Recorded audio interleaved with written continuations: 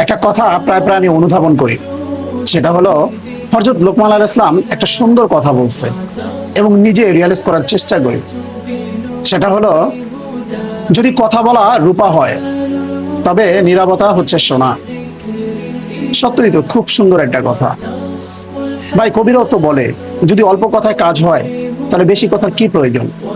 এর জন্য অতিরিক্ত কথা থেকে বিরত থাকুন, প্রয়োজনীয় কথা বলুন। তো আলহামদুলিল্লাহ, আজকে দেখেন আমার বিবি আমার জন্য কি নিয়ে আসছে।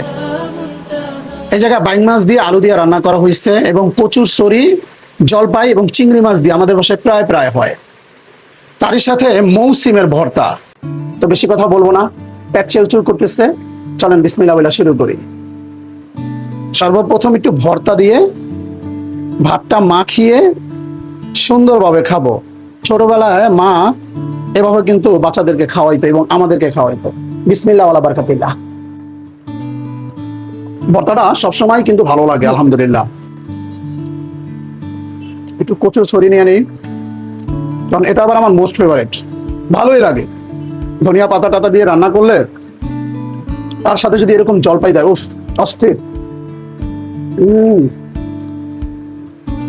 জলপাইটা দেখেন,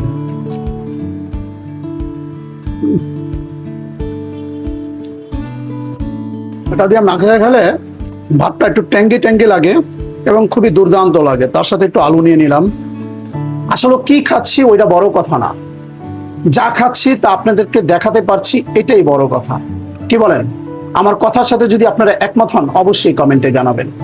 তো কার কার ভিডিওটি ভালো লাগছে অবশ্যই জানাবেন, আর লাইক কমেন্ট শেয়ার করবেন, আর চ্যানেলটার সাথে থাকবেন, এর জন্য সাবস্ক্রাইব করে রাখবেন। তো আলহামদুলিল্লাহ, দেখা হবে নেক্সট কোনো ভিডিওতে। ততক্ষণ ভালো থাকবেন, সুস্থ থাকবেন, আল্লাহ হাফিজ।